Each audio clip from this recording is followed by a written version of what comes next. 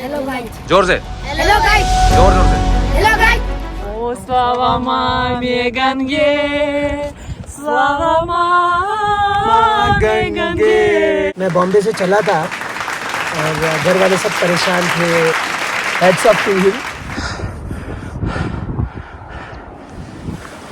तो गाइज अब हमने चीड़वासा क्रॉस किया है और भोजवासा के लिए जा रहे थे.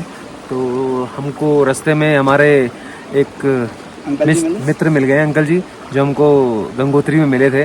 तो इन्होंने हमारे साथ ही आना था लेकिन आ नहीं पाए क्योंकि यहाँ नेटवर्क नहीं था. तो आपसे इनकी वार्तालाप कराते हैं. ये आए हैं मुंबई से स्पेशल और काफ़ी अच्छा लगा इनसे मिलके. काफ़ी हंसमुख स्वभाव के हैं ये और मुझे तो काफ़ी अच्छा लगा. तो आपकी बात कराते हैं इनसे. बताइए सर कैसे हैं? बहुत मज़ा आया. यानी मैं बॉम्बे से चला था और घर वाले सब परेशान थे. वो कोई रजिस्ट्रेशन नहीं है, कुछ नहीं है. लेकिन बोलते हैं ना कि ऊपर वाला अगर चाहता है. मैं खाना खा रहा था और गौरव बात कर रहा था हमारे को गोरखपुर जाना है. मैंने ऐसे ही पूछ लिया भाई मेरे को भी साथ में लेके चलोगे क्या? और हम दोनों बिल्कुल अनजान, लेकिन heads off to him. Thank you. ये बंदे ने बोला जरूर अंकल जी आप आ जाना. तो और बंदे ने मेरे को नंबर भी दे दिया और सुबह 6 बजे मैंने फ़ोन लगाया. बट समहाउ हमारा कुछ मिसकम्युनिकेशन हो गया. यहाँ एक्चुअली नेटवर्क का बहुत इशू है. ऊपर वाले की मंशा थी कि हम दोबारा मिले हम और वापस मिले. महाकाल ने जहाँ मिलाना था वहाँ मिला दिया है और अब आगे हम साथ ही जाएंगे. और अंकल जी आप बताइए कि आपको ऐसी क्या चीज़ है जो यहाँ खींच के लाई है इतनी दूर से मुंबई से? नहीं मैं क्योंकि मैं आपको बताऊं और मेन रीजन ये है कि अंकल अकेले आए हैं. हाँ, क्योंकि एक्चुअली हम तो चलो आसपास ही रहते हैं. दिल्ली एनसीआर वाले उत्तराखंड हिमाचल में जाते ही रहते हैं. ठीक है, जगह हमने सारी एक्सप्लोर कर रखी है, हर जगह हम घूमे हुए हैं. लेकिन आप बहुत दूर से आए हैं, मुंबई से आए हैं स्पेशल. तो मुझे आप ये बताइए, एक तो आप अकेले आए हैं, ये अपनी धर्मपत्नी को नहीं लाए हैं, अकेले आए हैं. और धर्मपत्नी ने आई नहीं. अच्छा. क्योंकि मैंने हमेशा यानी ऑलमोस्ट मैं एवरी कॉर्नर ऑफ इंडिया घूम चुका हूँ. अच्छा, आपको इंटरेस्ट और है वाइफ के साथ में. हाँ जी. वाइफ के साथ में. ये मेरी पहली सोलो ट्रिप है. Solo trip? हाँ. और एक बार मैं 91 में शादी के पहले अभी तक अंकल जी हमने तो सोलो ट्रिप करा ही नहीं. हमारा बड़ा मन है सोलो ट्रिप करने का. 2 बार कर चुके हैं. नीम, लेकिन उस समय मेरी शादी नहीं थी. नीम में मैं माउंटेनियरिंग के लिए गया. It means still you are younger than us. Yes. शादी के बाद पहली बार आए हैं. मेरे को जब अंकल बोलते हैं तो आई एम 59 ना. तो अगले साल मैं रिटायर हो रहा हूँ. लेकिन अंकल बोलते हैं तो मेरे को लगता है यार मैं बड़ा हो गया हूँ.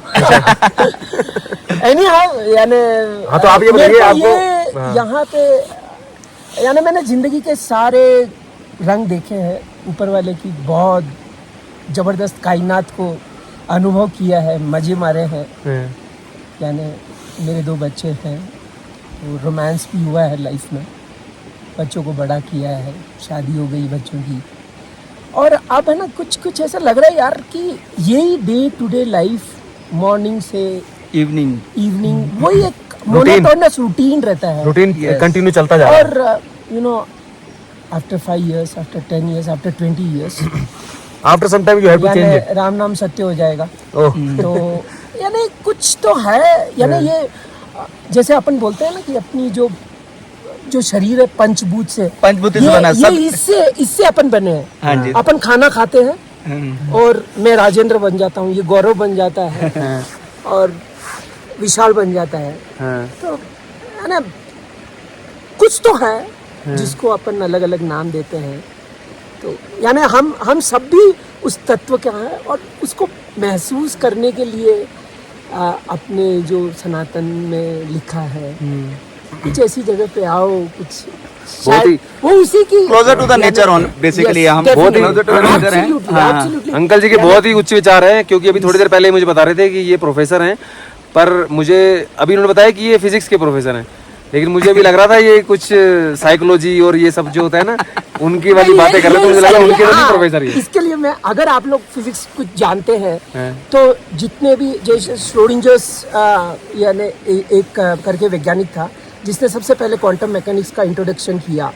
आइंस्टाइन हो, आज जो भी बड़े बड़े जो क्वांटम मैकेनिक्स के हैं वो अपने जो स्पिरिचुअल लाइफ से इतने प्रभावित है एंड कि अपनी जो भी है जिसको हिंदू धर्म अपन बोलते हमारी हैं, जो life है। हाँ वो कोई रिलीजन ही नहीं है, it's a science.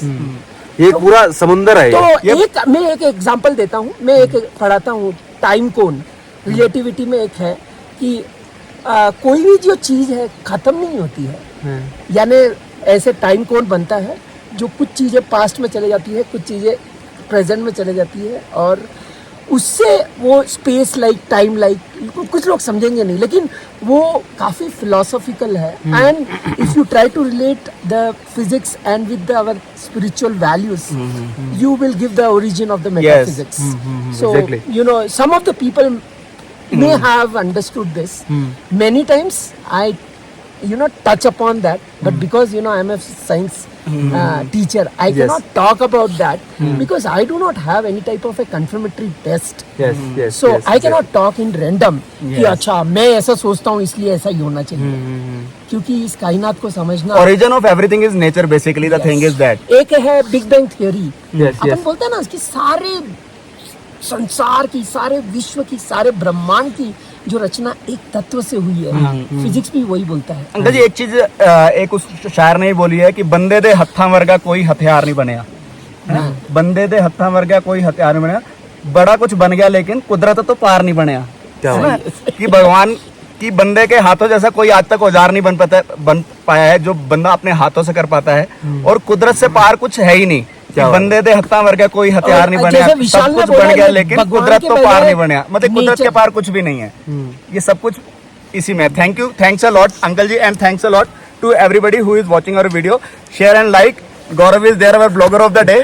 Thank you, bye bye. Thank you. तो गाइज आई होप आपको कुछ अच्छी इन्फॉर्मेशन तो मिली होगी, क्योंकि प्रोफेसर साहब बैठे हुए थे हमारे फिजिक्स के, और काफ़ी मोरल वैल्यू इन्होंने बताई हैं और काफ़ी बेसिक चीज़ें बताई हैं जो मतलब आजकल का यूथ जो है वो भूल चुका है फॉर नेचर। क्योंकि जो लोग जाते हैं, घूमने जाते हैं, वहाँ पर गंद मचाते हैं, अपना गार्बेज फेंकते हैं, प्लास्टिक के पॉली बैग्स, थैलियाँ और बॉटल्स फेंकते हैं।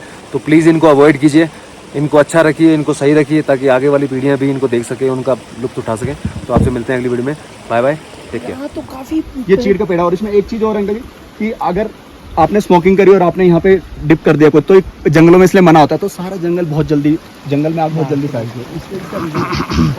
तो ये गाइज हम बस पहुंचने वाले हैं, ब्रिज बस हमने क्रॉस कर लिया था, और अब अगला स्टॉप जो है हमारा वहाँ पर पहुंचने वाले हैं। तो यहाँ पर एक्चुअली जो सी से हाइट है वो हो गई है 14,000 से ऊपर, 14,500-15,000, तो ऑक्सीजन लेवल कम हो चुका है। व्यू तो आप देख ही सकते हैं, जैसे चारों तरफ पहाड़ ही पहाड़ है, पहाड़ों पे बर्फ़ है और बर्फ़ चमक रही है चांदी की तरह। और आप आएंगे तो यहाँ पर आपको डीमोटिवेट करने वाले लोग भी काफ़ी मिलेंगे, क्योंकि कोई लोग वापस आ रहे होते हैं जो अपनी मंजिल तक पहुँचते ही नहीं हैं, गौमुख तक नहीं जाते, चोरमासा तक ही जाकर वापस आ जाते हैं, क्योंकि उनको प्रॉब्लम आ रही होती है, ब्रीथ की प्रॉब्लम आ रही होती है, कईयों की सांस टूट रही होती है। ये एक्चुअली मेंटली प्रॉब्लम है ये। अगर आपके दिमाग में ये घर कर गई तो आपको लगेगा कि आपके साथ भी यही हो रहा है। अभी मुझे 2-3 लोग मिले जिन्होंने मुझे यही सब बताया कि हम वापस जा रहे हैं, हमसे नहीं हो पा रहा है ये वो। तो मेरे माइंड में भी अब आ रहा है कि हाँ शायद मेरी भी सांस टूट रही है, पर ऐसा नहीं है। तो ये मैं आप लोगों को इसलिए बता रहा हूँ कि डीमोटिवेट मत होइए, हर किसी के साथ अलग अलग प्रॉब्लम्स आ सकती हैं। अगर आपने सोचा है कि मुझे जाना है तो उसको कंप्लीट कीजिए, नहीं तो हाँ अगर ज़्यादा प्रॉब्लम आ ही रही है तो ऑब्वियसली आपको जाना ही पड़ेगा वापस।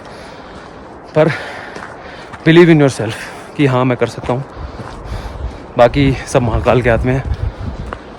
तो आपको मिलेंगे आगे स्टॉप पे, दिखाऊंगा क्या क्या है वहाँ पर क्या नहीं है। तो मिलते हैं आगे, बाय बाय।